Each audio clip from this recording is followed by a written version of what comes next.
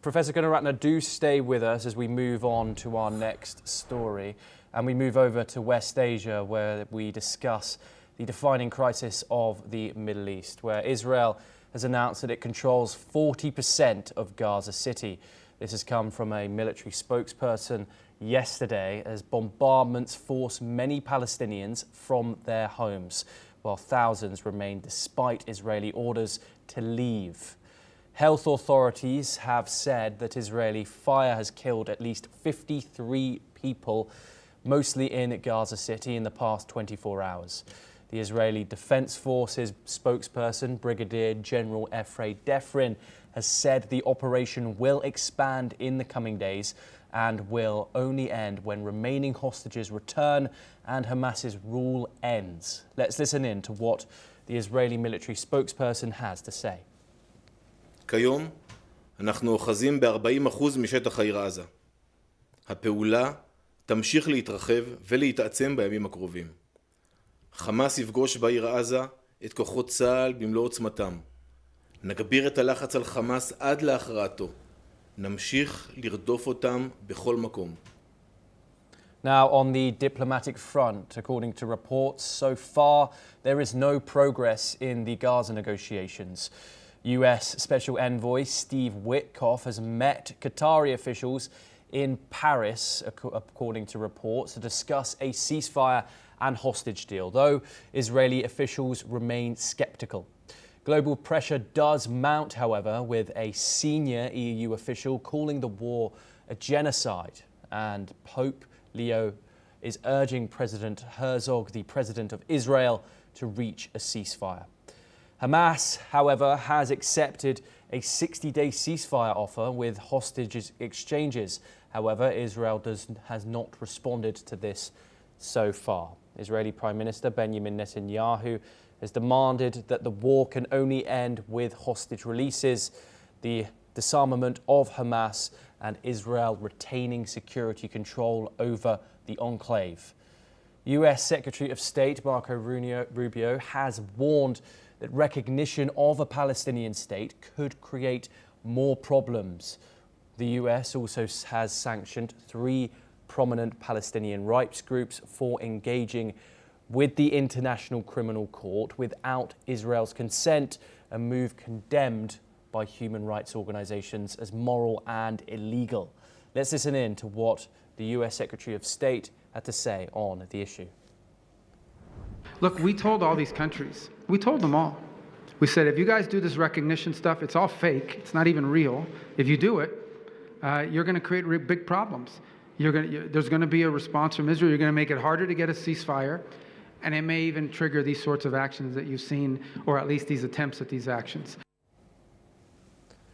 We are once again joined by Professor Gunaratne to discuss the crisis in the Middle East further. Professor Gunaratne, of course, this offensive in Gaza City, where over 1 million Palestinians call home, has been highly controversial, not just around the world, but from within Israel as well. Israel has now said that it controls 40% of the city. What are your thoughts on Israel's military strategy here? Their hopes that they will get back the hostages as well as crush Hamas in this operation. What do you think the likelihood of those 2 objectives are? Israel's key aim is to secure the release of all the hostages. That is 48 hostages, of which about 20 are alive, and the others are what you call fallen hostages. And if Israel is not going to, if Israeli demands are not met, Israel will demolish Gaza City. There will be no Gaza City. So this is the time for Muslim governments, especially for Arab governments, to ensure that Hamas release all the hostages, meaning a comprehensive deal, but also Hamas surrenders and disarms. If there is no disarmament of Hamas, still the Israeli forces will demolish Gaza City. This will be the punishment for the terrorist attack that Hamas launched October 7th, 2023. So it's a very dire situation, because if there is no release of these hostages and if there is no surrender of Hamas, what's going to happen is another 10 to 20,000 Palestinians will die in those military operations. So it is for the Arab leaders and the Muslim leaders to prevent the destruction of the city and also the loss of innocent lives